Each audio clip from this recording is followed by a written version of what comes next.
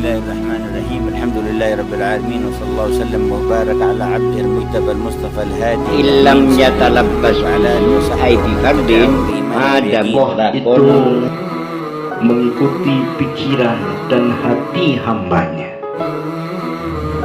Wasyurduhu min fadli wadu'ihi, masih menerangkan tentang sunnahnya wudu.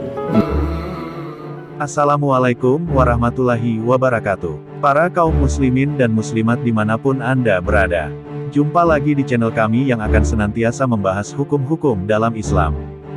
Kali ini kami akan membahas hal yang paling diperbincangkan dalam perhelatan akbar Piala Dunia Qatar 2022, yaitu LGBT.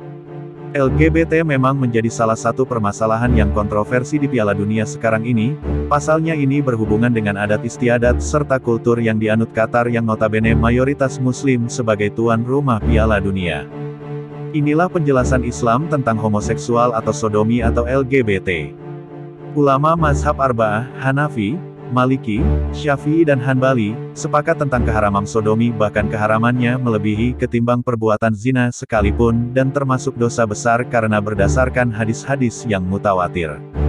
Allah Subhanahu wa Ta'ala mengutuk perbuatan ini dengan firman-Nya, dan kami juga telah mengutus Lut kepada kaumnya. Ingatlah, tatkala dia berkata kepada mereka, mengapa kamu mengerjakan perbuatan fahisyah menjijikan itu, yang belum pernah dikerjakan oleh seorang pun di dunia ini sebelummu.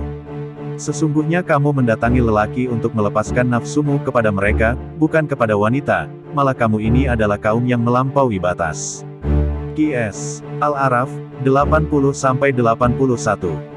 Imam Turmuzi meriwayatkan dari Ibnu Abbasra, Rasulullah Shallallahu Alaihi Wasallam bersabda, Allah Azza wa Jalla tidak akan melihat lelaki yang mendatangi lelaki dan perempuan yang mendatangi perempuan dalam duburnya hari. An-Nasai. Sodomi merupakan perbuatan yang dilaknat dan dimurkai oleh Allah Ta'ala, para malaikat dan semua manusia karena menjalaninya berarti melakukan perbuatan menyimpang yang tidak dapat diterima oleh akal sehat dan naluri yang lurus. Menunjukkan pelakunya adalah mereka yang telah hilang rasa malu-malunya, harga dirinya, bersedia melepas jiwa kesatriaannya, dan menggantinya dengan perilaku binatang. Karenanya demi menghindari perbuatan dosa ini, para ulama Islam sangat berhati-hati dalam menjaga diri dari memandang pemuda amrot, terlebih bila ia sangatlah tampan, meski hanya sekedar memandangnya mereka menghukuminya haram. Namun sebagian ulama lain mensyaratkan keharaman memandang amrot tersebut bila disertai unsur syahwat, karena memandang amrot memang bisa menjadi perantara perbuatan keji dan bisa membangkitkan syahwat yang terpendam.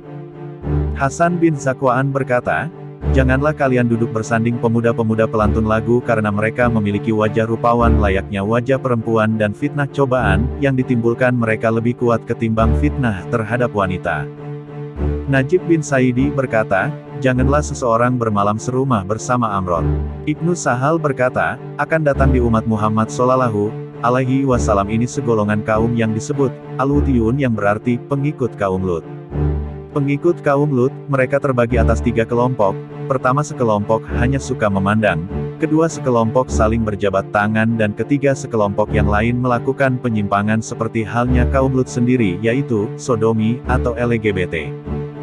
Imam Mujahid berkata, Anda yang melakukan perbuatan tersebut sodomi, seperti kaum Nabi Lutas, mandi dengan setiap tetes air yang turun dari langit dan setiap tetes air yang keluar dari bumi. Kenajisan mereka tetap tak akan hilang selama ia belum bertaubat. Tersebutlah seorang lelaki yang sudah biasa mendengarkan pengajian di majelis taklim Imam Ahmad bin Hanbal, suatu saat datang dengan membawa seorang pemuda tampan. Imam Hanbal bertanya pada lelaki tersebut, siapa pemuda tampan ini? Anak saudara perempuanku, jawab lelaki tersebut. Jangan kau bawa dia untuk kedua kalinya ke sini, larang Ahmad bin Hanbal. Dan jangan engkau membawanya berjalan bersamamu agar tidak menimbulkan salah sangka bagi orang yang tidak mengenalmu atau mengenalnya, tambah Imam Ahmad bin Hanbal. Sufyan ats-Tsauri memiliki kamar mandi umum yang biasa dibuat-buat mandi oleh orang-orang sekitarnya. Suatu saat datang seorang anak tampan yang mandi dengan telanjang. Sufyan ats-Tsauri berteriak sambil memejamkan mata, keluarkan dia dari kamar mandi. Bersama wanita aku hanya melihat 1 setan, tapi bersama setiap anak tampan aku dapat melihat lebih 10 setan.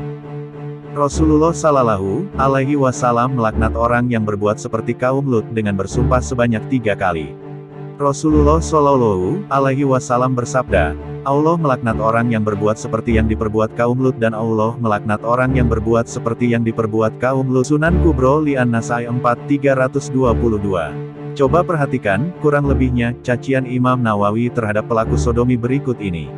Perbuatan sodomi itu lebih hina dan nista dari apapun. Engkau memandang hina kelakuan anjing, keledai dan babi, maaf, maka bagaimana mungkin perbuatan itu layak dilakukan dari makhluk semulia manusia?